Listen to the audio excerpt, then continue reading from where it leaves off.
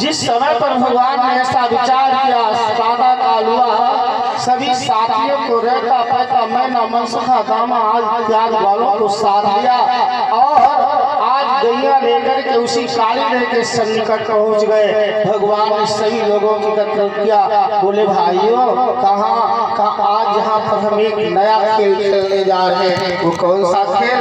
गेंद का खेल खेलना भगवान कृष्ण ने प्रारंभ किया। गेंद थी दावा नाम के ग्वाल की, कपड़े की, पुराने कपड़े की गेंद। भगवान ने लिया उस गेंद को, बार बार मनसुखा की ओर फेंक देते हैं और मनसुखा भगवान कृष्ण की ओर। आखिर दामा घंटों खड़ा रह गया, गेंद जब हाथ नहीं आई तो गुस्सा करके भगवान से कहने लगा, ऐ कन्हैया कहा कि मनसुखा बहुत प्यारा है क्या, ऐसी है तो भैया ठीक नहीं है। सभी लाल ब्रज जगनी के भेद कन्हैया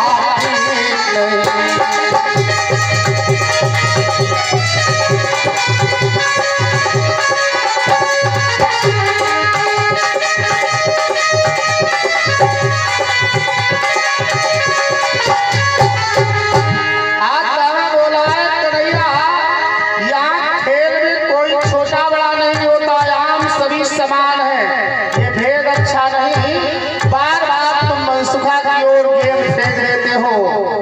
भगवान मुस्कुराकर बोले, दामा हमारे इस खेल के भाव को तुम समझ नहीं पाए। क्यों?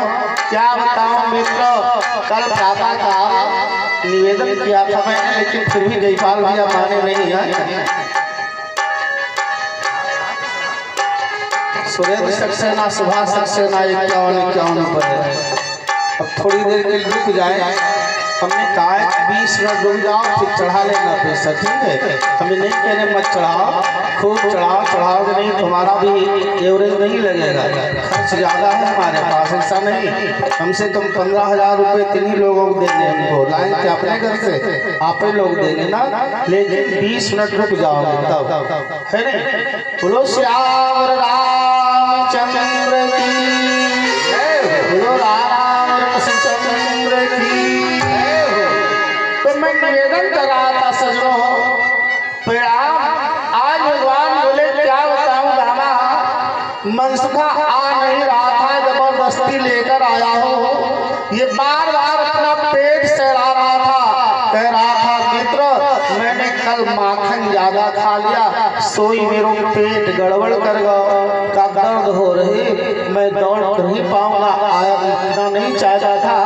भगवान बोले इसको मैं फुसला करके लाया हूँ और इस गेंद रूपी गोली के बहाने दौड़ा दौड़ा कर इसका मैं पेट ठीक कर रहा हूँ। दामा बोला अच्छा कहाँ? भगवान ने खेल ही खेल में उठाई गेंद। अब की बार में दामा से बोले समझ जा दामा कि अच्छा समझ लो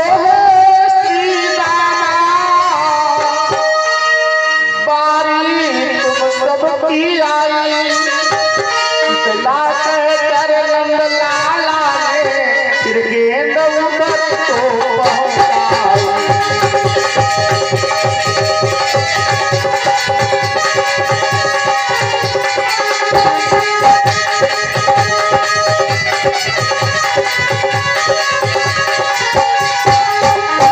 आज ऐसा दास समय याद हमारी बात, तुम्हारा नंबर फेंक दिया गेंद को, सारे द्वार दौड़ पड़े पीछे पीछे सजनों, लेकिन गेंद आगे आगे लुढ़क रही, ग्वाले पीछे पीछे दौड़ रहे।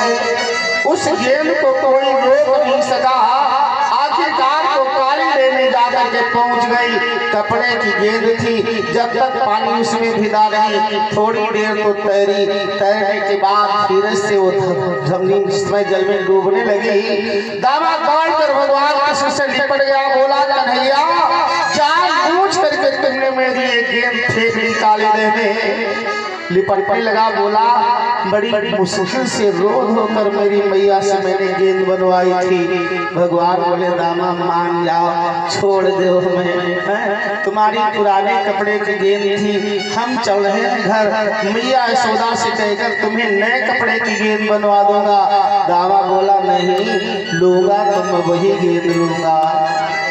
भगवान को भी गुस्सा आई, गुस्से में आकर भगवान ने कह दिया नालायक कहीं के, उस सड़े हुए कपड़े के पीछे मेरा ये देश कीमती पीताम्बर लिपट लिपट करके फाड़े दे रहा, तुम्हें शर्म नहीं आई। भगवान ने उठाया हाथ और बोले हट दूर, कमर पे छोड़, अब मेरी बारी आई है, अगर एक तमाचा मार दिया तो सकल खत्म थानेदारी है। काजू तू गुस्सा दिखा रहा, एक ही तमाचा में औकात भूल जाएगा, नालायक छोड़ मेरी कमर। दामा को भी गुस्सा आ गई, दौड़ कर उठाए नहीं लाठी अपनी।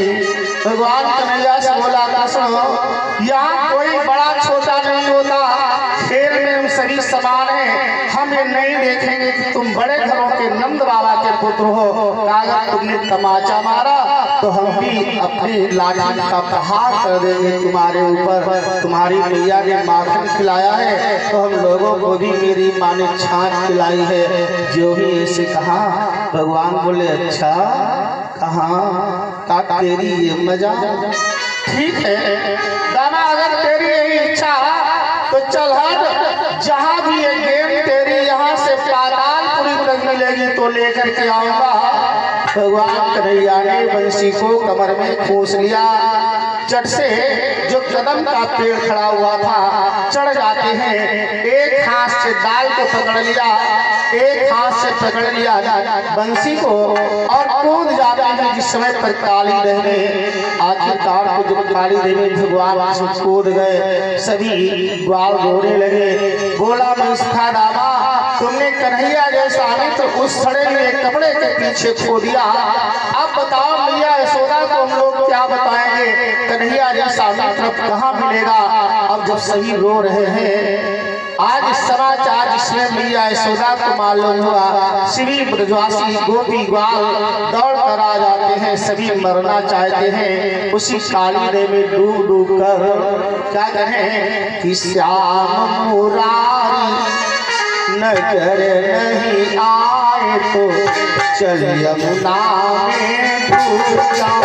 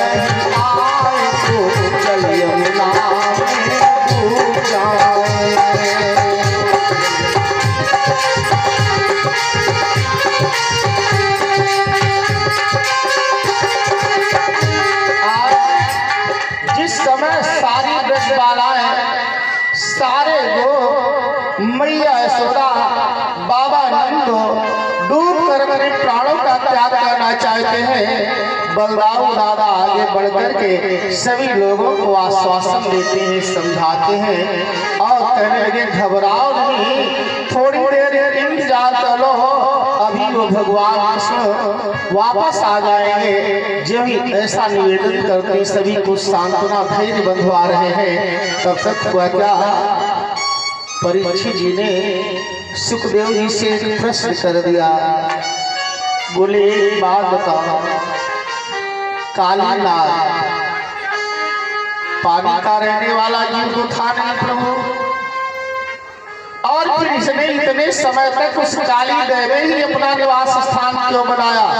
क्यों? कालीनाग यहाँ का कोई रहने वाला नहीं था। कहाँ का रहने वाला था? रमणक युग का। आज यही ऐसे प्रश्न कर दिया कि वो किस प्रकार से अपने घर को छोड़कर यहाँ आया और यहाँ पर उसने इतने दिनों तक अपना जीवन यापन कैसे किया।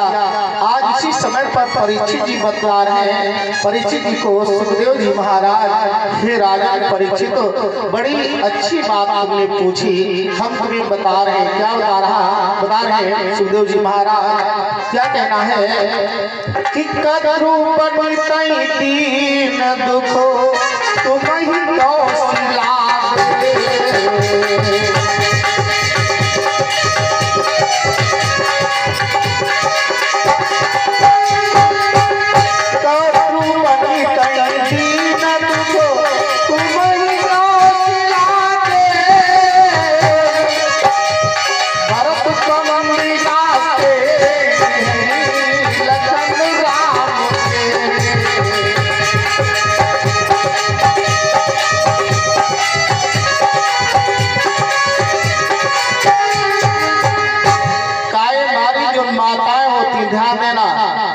इन माताओं के अंदर एक सबसे बड़ी बात होती। कौन सी?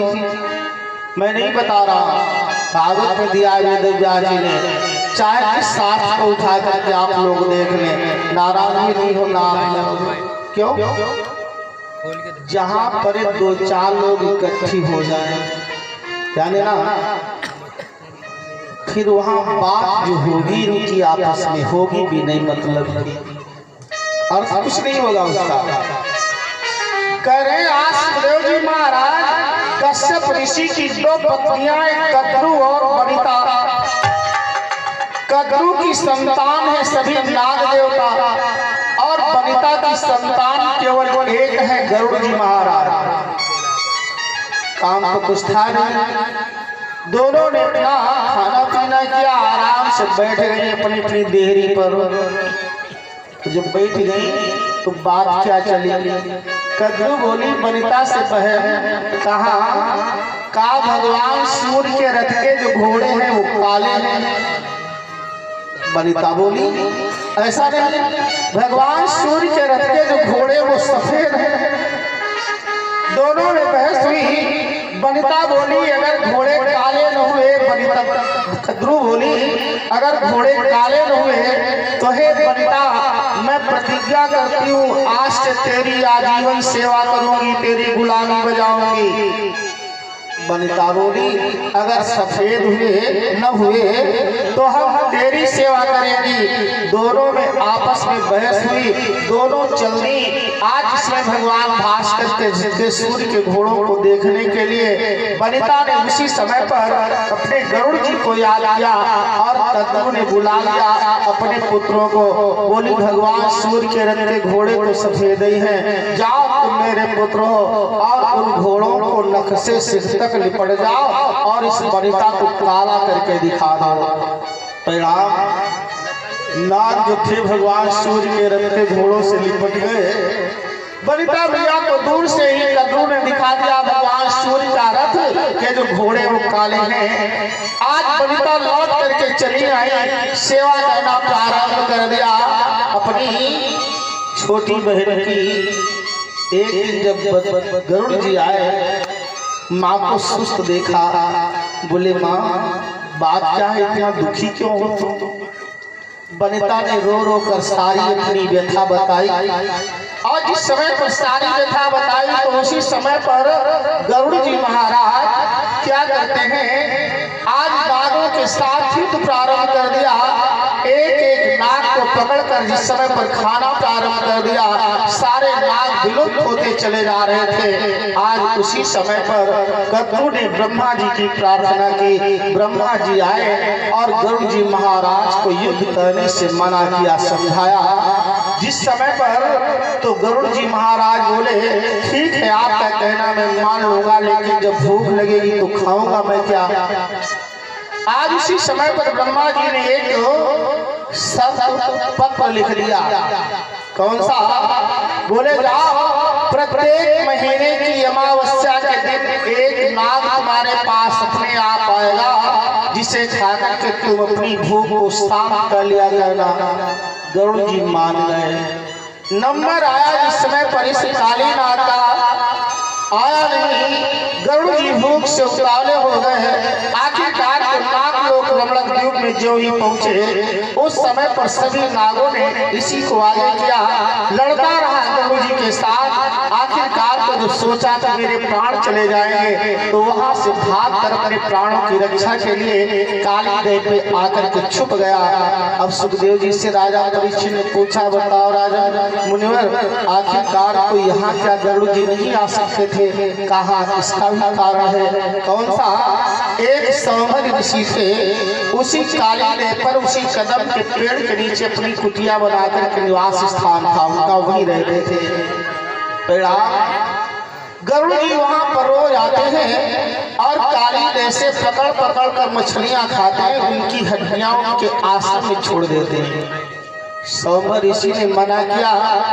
गरुड़ जी जब नहीं माने तो सौंभर ऋषि ने श्राप दिया था, जाओ गरुड़ तुम बड़े ही मदोन्मत्त हो रहे हो, हम तुम्हें श्राप देते हैं, अगर आज के अलावा कभी आकर हमारे शास्त्र में ऐसी गंदगी फैलाओगे तो श्राप देता हूँ तुम्हारी मृत्यु हो जाएगी। गरुड़ जी इस श्राप के भय से वहां पर लौट करके नहीं आते थे कभी भी, और कालीनाग उसी को अपना सुनिश्चित सुरक्षित निवास स्थान समझकर कालीदेव ही निवास कर रहा था। बोलो भगवान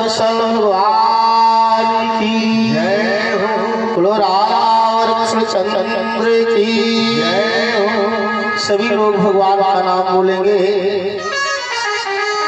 गोविंद मेरो है,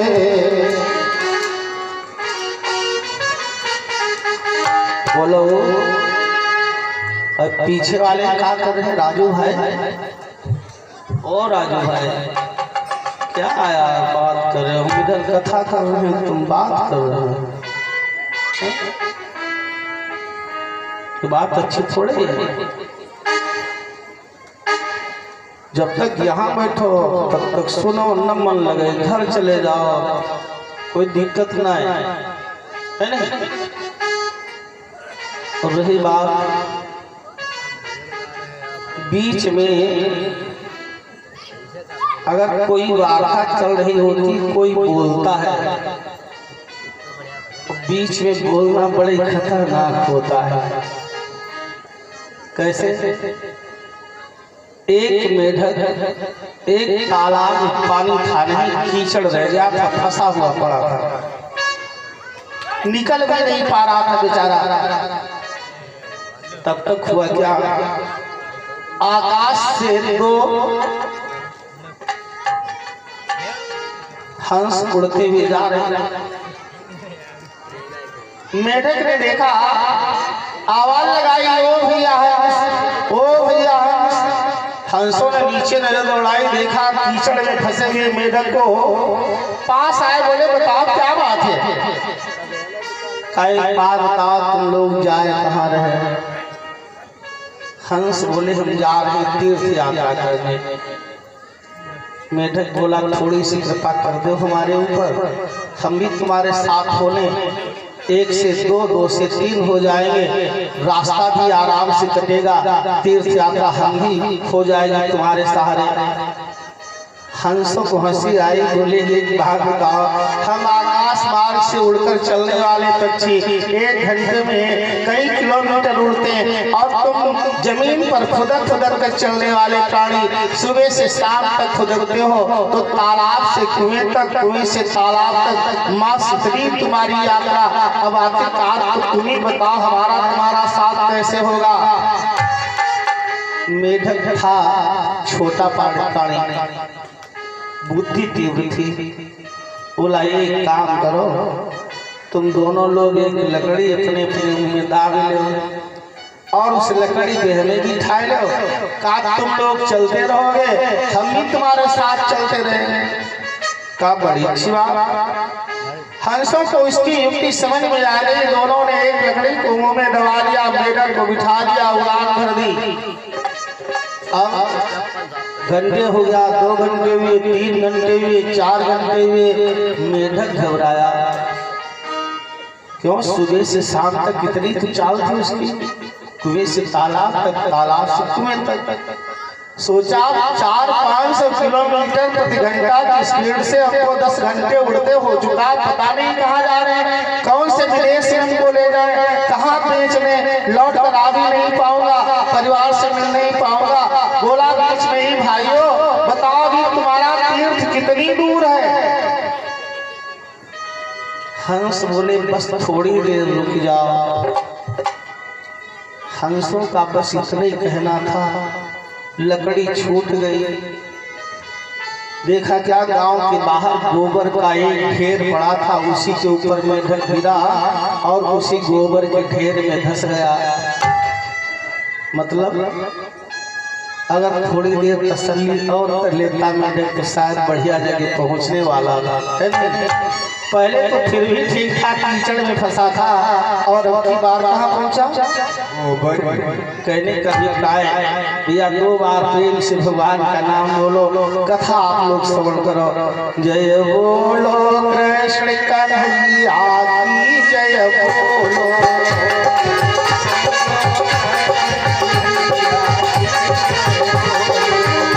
जय बोलो कृष्ण कन्हैया की जय बोलो।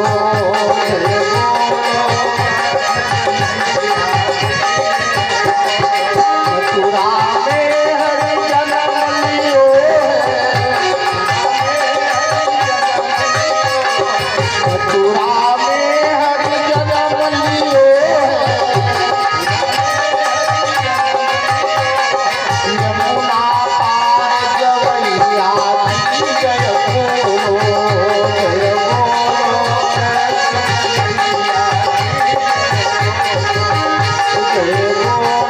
कृष्ण कन्हैया, जय बोलो कृष्ण कन्हैया की जय बोलो।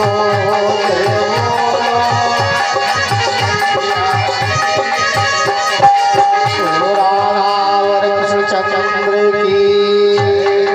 तो सजनों में निवेदन कर रहा था आप लोगों के समक्ष, आज प्रकार से सुखदेव जी महाराज ने जिस समय पर ये वृत्तांत बतलाया, आखिरकार को अब कथा आगे की ओर बढ़ रहा है। कह रहे हैं इधर भगवान श्याम जिस समय पर काली देवी जाकर के पहुंचे तो क्या देखा, काली नाग पड़ा हुआ सो रहा है। काली नाग की जो नाग पत्नियां थी वो अपने पति काली नाग की सेवा कर रही थी। कोई पंखा झल रही है तो कोई उसके पैरों को दबा रही है, कोई कुछ कर रही है, कोई कुछ कर रही है। आज जो ही भगवान के सुंदर स्वरूप को देखा, कैसा है भगवान का सुंदर स्वरूप? कि सुंदर श्यामल गौर शरीरा, शक्ति रूप फिरऊ बनवीरा।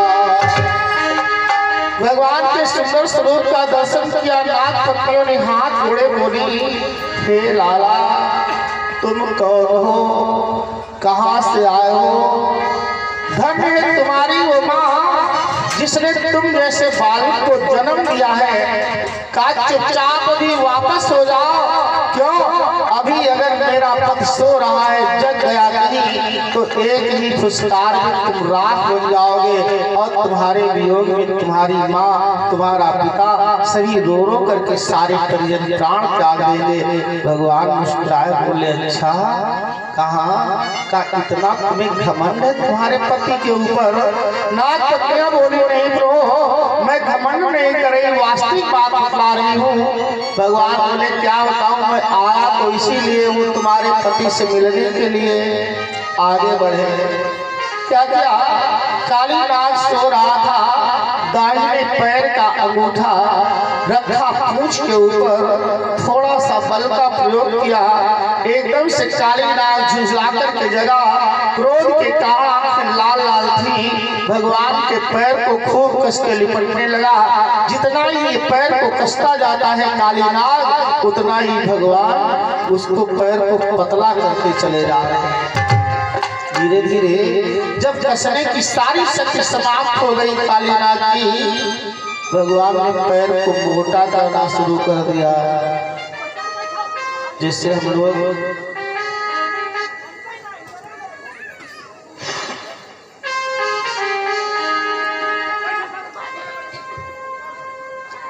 चलो कोई बात नहीं, चौकीदार इनका उलर दो, तुम न उलरो खाली। हाँ और का अब जिस समय पर भगवान पैर को मोटा कर रहे हैं तो क्या हो रहा, जैसे हम लोग साइकिल पर बत्ती से बोरिया उरिया नहीं कर सकते, खींच के रहे, ऐसे ही कालीनाग खिंचता चला जा रहा है बढ़ता हुआ। और जितना ही भगवान का पैर मोटा हो रहा, उतना ही धीरे धीरे कालीनाग बढ़ता जा रहा।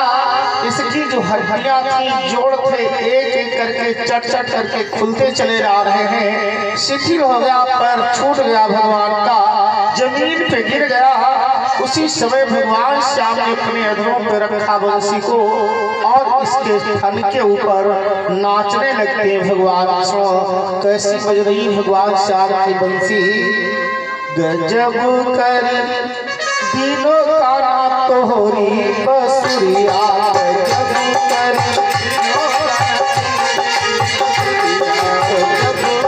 दिनों का ना तोहरी बसुरिया, गजब कर तोहरी बसुरिया का ना तोहरी बसुरिया,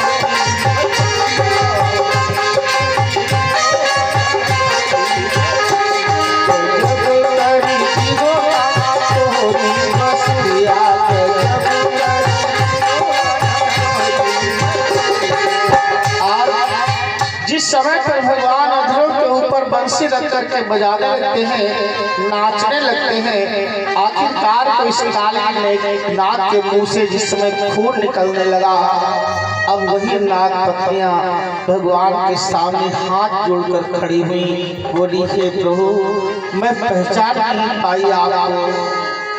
आपने जो मेरे पति को दंड दिया अच्छा किया, मैं इसकी आपकी प्रशंसा कर रही हूँ। कारण कायक बड़ा ही घमंडी था और इसके घमंड को, इसके अभिमान को जो तुमने चूर कर दिया, बड़ा ही अच्छा किया है प्रभु। हम हाथ जोड़ रहे हैं आपसे, निवेदन कर रहे हैं। कौन सा? आज नाथ भगवान से प्रार्थना करें कि हे प्रभु, कि मेरी मांग का सिंदूर मोहन हो ना जाए दूर, मेरी मांग का सिंदूर, मेरी मांग का सिंदूर मोहन हो ना जाए दूर, मेरी मांग का सिंदूर मोहन हो ना जाए दूर।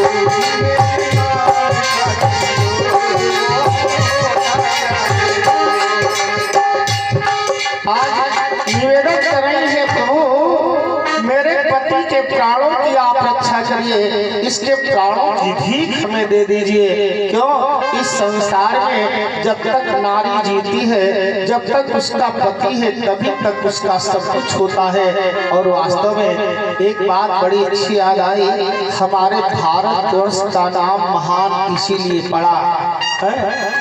हम लोगों का नाम, भारतवर्ष में लोग रहते हैं, विदेशों में इसीलिए लोग कहते हैं भारतवर्ष महान है। हमारे यहाँ भी हम लोग नारा लगाते हैं भारतवर्ष महान है। इसलिए हमारे यहाँ की संस्कृति का पालन हमारे यहाँ के पशुओं ने भी किया, जानवरों ने भी किया, मनुष्यों की तो बात ही अलग है।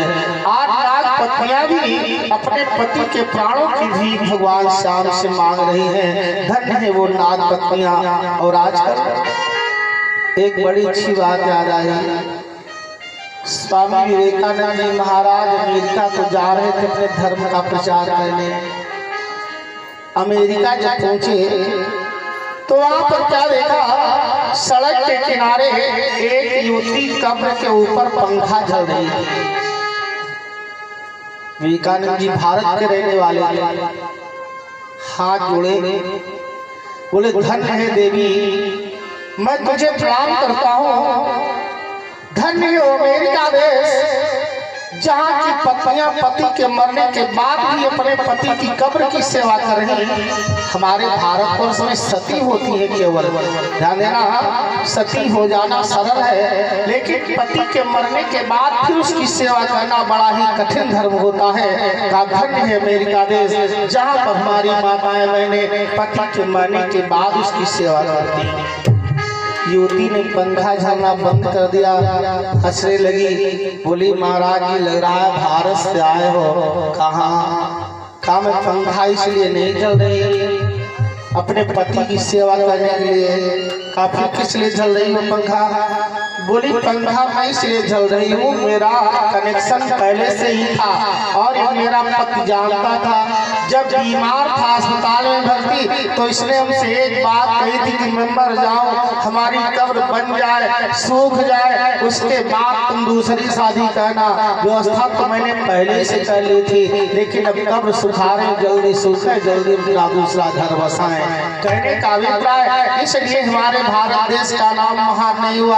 हमारे भारत देश का नाम तब हुआ सुनो जब हमारे यहाँ की संस्कृति को मनुष्य ही नहीं, हमारे यहाँ के जानवरों ने भी, सर्प जैसे नागों ने भी हमारे देश की संस्कृति को अपनाया है। हमारे देश का नाम इसलिए गौरवशाली बना है।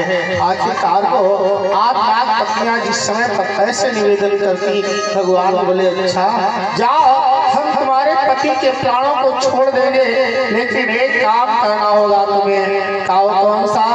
का इस स्थान को छोड़कर जहाँ के तुम लोग रहने वाले अपने उस रमणक द्वीप को वापस चले जाओ। का अच्छा कहाँ? नाग ने हाथ जोड़े, बोला प्रभु मैं लौट कर जाऊंगा तो मैं गरुड़ जी महाराज खा जाएंगे, मार डालेंगे। भगवान बोले इतनी देर तक जो मैंने मेहनत की है, तुम्हारे सर पर पांव रख करके मैंने नाच किया है, का इससे मैंने तुम्हें एक सर्टिफिकेट दे दिया है। कहा कौन सा?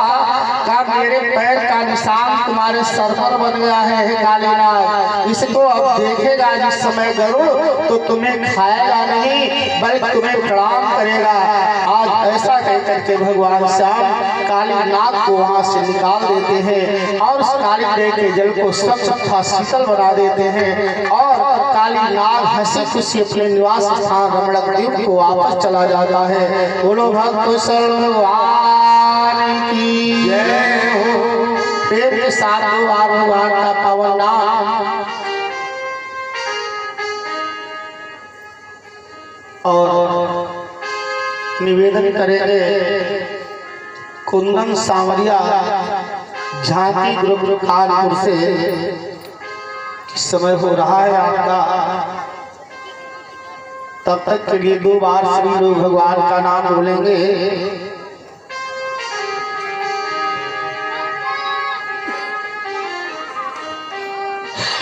और इसी के साथ मैं निवेदन करूंगा, कल दिन के समय में कथानक जो होगा आप लोगों के समक्ष गोवर्धन पूजा, गोवर्धन पूजा के साथ साथ कंस वध तक की कथा आप लोग दिन में सुनेंगे कल, चाहे 5 बज जाए चाहे 5:30 बज जाए, ठीक है। और गोवर्धन पूजा में हम अपने परीक्षित जी से, मैं लगन की लगन लगी है आप तुम्हारी,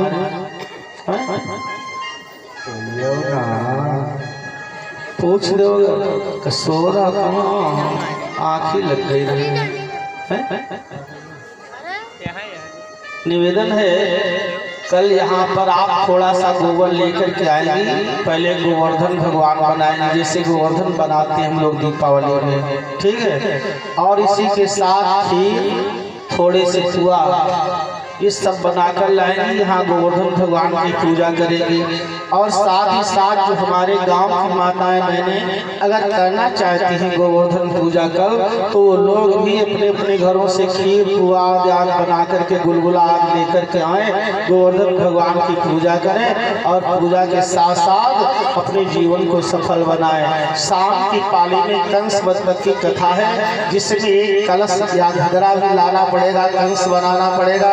रात्रि कालीन बेला में भगवान कृष्ण के विवाह सुदामा चरित्र की कथा, क्योंकि कल 7वां दिन है, उपसंहार का दिवस है। कल सारी कथा श्रीमद् भागवत महापुराण के माध्यम से संपूर्ण होगी। सभी लोग ज्यादा से ज्यादा संख्या में आए और कल रात में झांकी फिर से आप लोगों को देखने को मिलेगी। बोलो भक्त भगवान की जय हो, राधा कृष्ण चंद्र की जय हो। हाँ सभी लोग पहले 2 बार भगवान का पावन नाम बोल लें, फिर उसके पश्चात झांकी का दर्शन करें और उसके बाद आरती और प्रसाद।